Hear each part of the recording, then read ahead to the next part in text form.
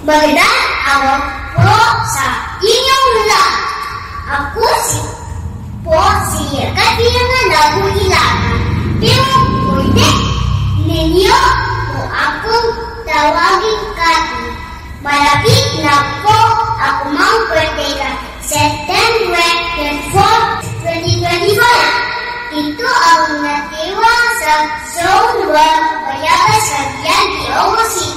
Kasama aking mga magulang na sina Charlie Lagay, Ilagan at Ruele, Labuilagan, at mabait na kapatid na si Casateya.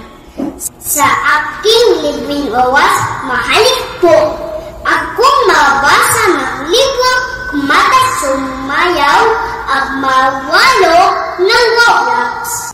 Dahil mahilig po ako mabasa, isa sa paborito kong kasabihan ay mula sa sikat na may na si Dr.